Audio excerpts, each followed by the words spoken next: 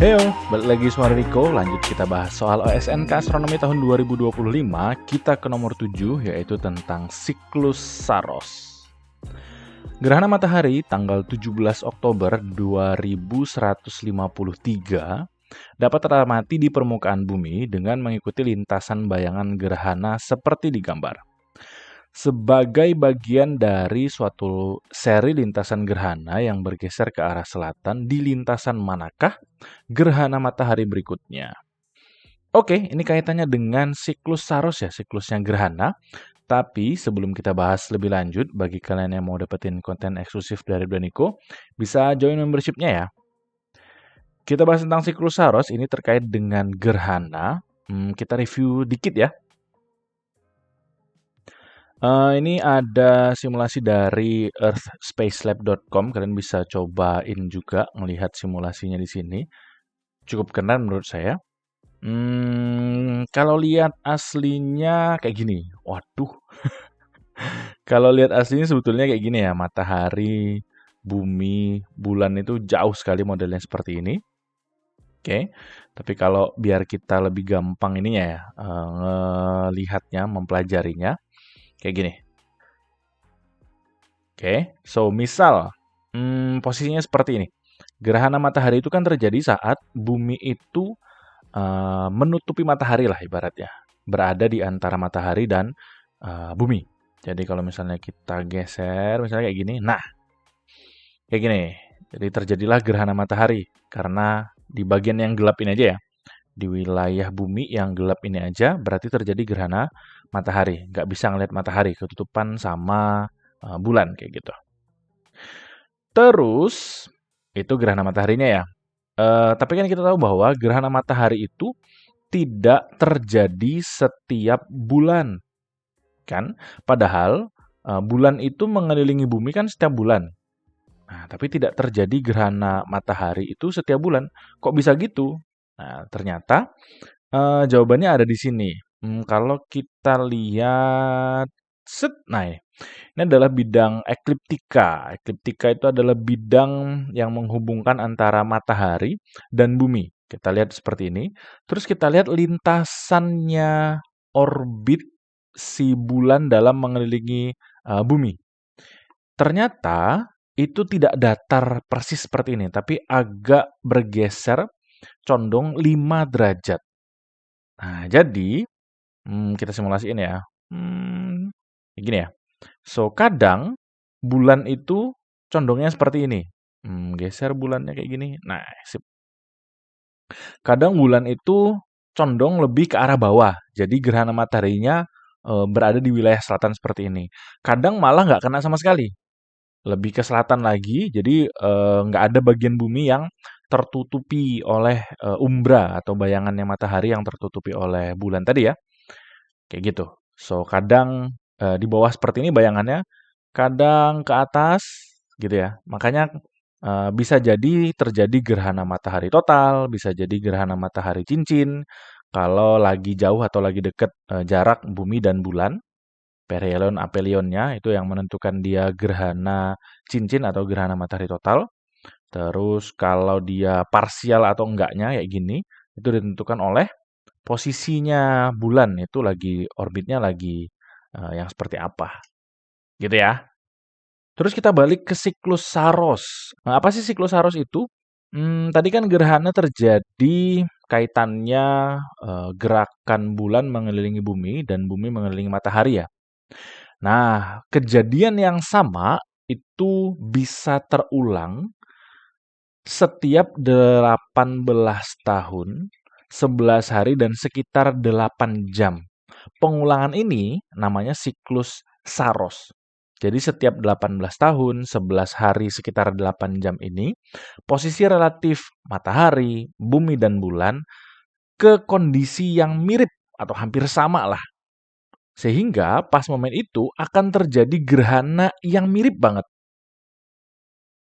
Jadi pengulangan gerhana lah ibaratnya setiap 18 tahun, 11 hari, dan 8 jam. Nah, siklus ini namanya siklus Saros. Terus ada penomorannya juga. Saros 1 sampai Saros seterusnya lah, ada banyak, ada ratusan. Contohnya seperti ini, Saros 136, ini data dari 1901 sampai 2045, data gerhananya ya. So, kejadiannya misalkan yang pertama gini di 1901, di Mei tanggal 18 di sekitaran ini, Indonesia kena nih. Maka gerhana yang serupa, serupa, model bentuk lintasannya serupa, terjadi sekitar 18 tahun kemudian, yaitu di 1919 bulan Mei tanggal 29-an. Lihat, bentuk lintasannya serupa, bergesernya setiap sekitar 18 tahun 11 harian. Nah, karena ada 8 jam tadi, maka juga bergeser karena bumi berotasi. 8 jam itu sekitar sepertiga, inilah, sepertiga rotasinya bumi. Maka kan bergeser ke arah barat sekitar 180 derajat. Oke. Siklus berikutnya juga sama. 18 tahun, 11 hari, 8 jam berikutnya terjadi yang seperti ini. Berikutnya juga seperti itu, berikutnya lagi, dan seterusnya. Bergeser sekitar 120 derajat ke arah barat ya. Kalau lebih detailnya, ini model contohnya ya, udah aku ambil dari situsnya NASA, GMT di 2016, Saros 130, bergeser lagi ke arah sini, barat, 120-an derajat, bergeser lagi, dan kembali lagi di sekitaran wilayah Indonesia seperti itu. Jadi polanya seperti itu. Walaupun utara selatannya kadang agak bergeser naik turun juga ya, tergantung dari polanya seperti apa. Terus Niku udah kumpulin data dari NASA tadi dan dibikinin simulasi. Jadi simulasinya seperti ini, datanya kayak gini ya. Ibaratnya nih pusatnya di sini, terus di 18 tahun kemudian bergeser ke arah sini, bergeser lagi dan seterusnya. Di sekitaran 120 derajat lah bergesernya ke arah barat. Gitu ya. Ini yang dinamakan siklus Saros. Oke? Terus kita kembali lagi aja ke soal. Kita lihat gerhana di 17 Oktober 2153 ini kan yang ini ya, lintasannya seperti ini.